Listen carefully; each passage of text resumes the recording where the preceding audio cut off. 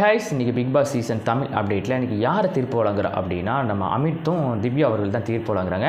யார் worst performance பண்ணா அப்படின்னு சொல்லி 2 பேருமே அவங்க ஒரு தீர்ப்பு வழங்குறாங்க. தீர்ப்பு வழங்குறதுக்கு முன்னாடி அவங்க என்ன தப்பு பண்ணாங்க அதாவது அவங்க சொல்லிட்டு இருக்காங்க.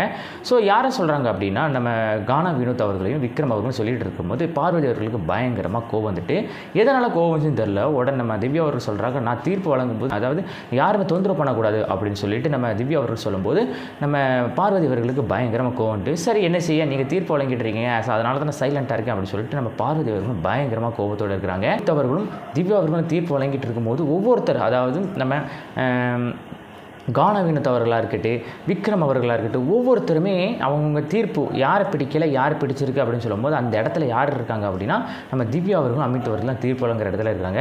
ஸோ இதனால் யாராலையும் ஒன்றும் சொல்ல முடியல மக்களே. சரி இருந்தாலும் ஒவ்வொருத்தருமே நம்ம பார்வதி அவர்கள் பயங்கரமாக கோபப்படும் போது எல்லாருக்குமே அவங்க ஒரு டீமாக ஃபார்ம் பண்ணிக்கிட்டு இருக்கிறாங்க. யார் யார் டீமாக ஃபார்ம் பண்ணுறாங்க அப்படின்னா நம்ம பார்வதி அவர்கள் கமருதீன் அவர்கள் அப்படிலாம் அவங்க ஒரு டீமாக இருக்கிறாங்க, இவங்க ஒரு டீமாக இருக்காங்கன்னு சொல்லிட்டு ஒரு 3-4 டீம் இருக்கிறாங்க. ஸோ அவங்களுக்கு ஆதரவாக இருப்பாங்களோ அப்படின்னு சொல்லிட்டு மக்களுக்கு புரிகிற மாதிரி எனக்கு புரிஞ்சிருக்கு மக்களே. தீர்ப்பு பொதுவாக வழங்கணும் அப்படின்னு சொல்லிட்டு நானும் சொல்கிறேன். ஸோ செகண்ட் ப்ரோமோல இவ்வளோ தான் நடந்துச்சு. தேட் ப்ரோமோல என்ன நடக்குது சொல்லி வெயிட் பண்ணி பார்க்கலாம்.